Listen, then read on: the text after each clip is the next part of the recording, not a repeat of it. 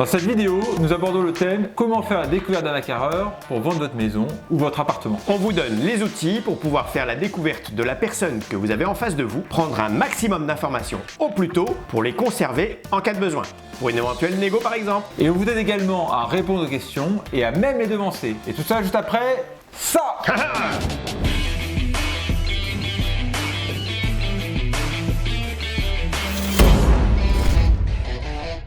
Salut, je suis Arnaud. Et moi, Jean-Jérôme. Bienvenue sur notre chaîne Plus-Value Immobilière, le meilleur endroit pour vendre au mieux votre bien immobilier et économiser votre temps et votre argent. Oh yeah. Alors si vous êtes nouveau ici, pensez à vous abonner parce qu'on partagera régulièrement des conseils pour vendre votre maison.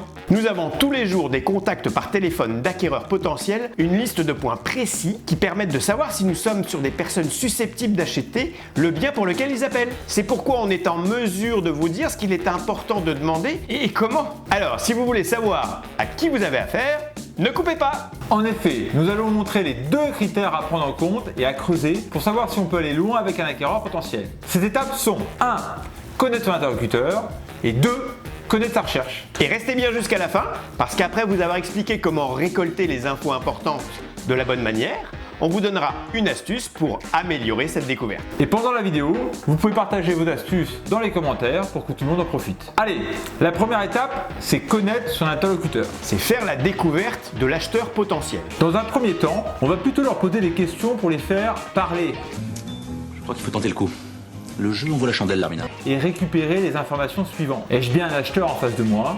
Est-ce un acheteur à court, à moyen terme ? Et qui achète ? Seul ? À deux ? Est-ce qu'il a vérifié qu'il y avait bien le budget pour acheter son bien ? Enfin le vôtre, en l'occurrence ? Et pour tout ça, vous trouverez une liste de questions utiles dans notre bonus. Bien, vous savez maintenant à qui vous avez affaire. La deuxième étape, c'est de connaître sa recherche. Il faut s'imprégner du projet de l'acheteur pour pouvoir guider les échanges et s'assurer que votre bien semble correspondre à votre interlocuteur. Double effet qui se coule. Et d'un, vous éviterez des visites inutiles et de deux, en posant ces questions, votre interlocuteur sentira que vous êtes en train de sélectionner sa candidature.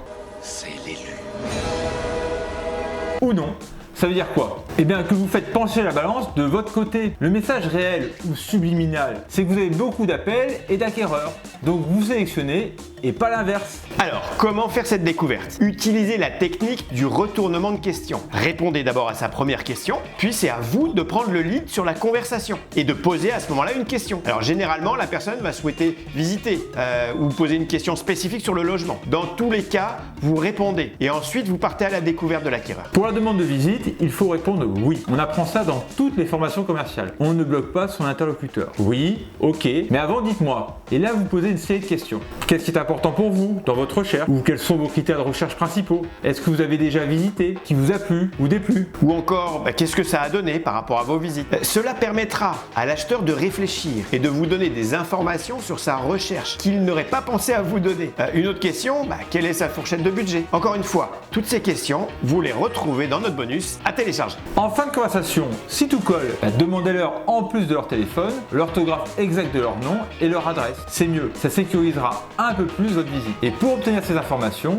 sans les bloquer, vous pouvez la présenter naturellement comme ça. Je suis Monsieur Chevessier, mon adresse c'est le 16 rue des Chalets, et vous êtes monsieur et vous habitez... Voilà, ces deux étapes sont essentielles pour maîtriser la situation et connaître votre interlocuteur. Maintenant, regardez bien jusqu'à la fin, on vous donne une astuce de plus pour bien cerner la recherche de votre interlocuteur. Mais avant, c'est l'heure de se résumer. Le but de tout ça, c'est d'en apprendre un maximum sur vos interlocuteurs et leurs recherches. Cela vous permettra de cibler. Le but du jeu est de ne pas faire visiter tout le monde. Ça ne sert à rien de faire visiter aux touristes du dimanche ou à une personne qui n'a pas de budget ou qui est mal intentionnée. Le lion ne s'associe pas avec le cafard.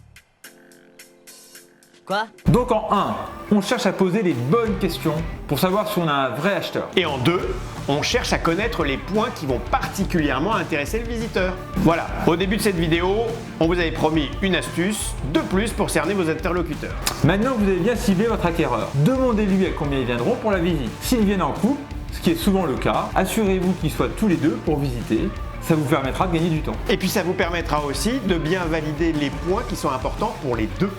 Donc du coup, pour reprendre les questions dont on a parlé, eh bien, vous téléchargez notre bonus, la fiche découverte. Maintenant que vous savez faire la découverte d'un acquéreur potentiel, on vous explique dans un autre tuto comment négocier un bien immobilier avec un acheteur. Les liens sont aussi dans la description. Alors laissez-nous un pouce bleu si vous avez appris quelque chose, un commentaire, ça fait toujours plaisir, et pensez à vous abonner en activant la petite cloche si c'est pas encore déjà fait. Allez, à bientôt.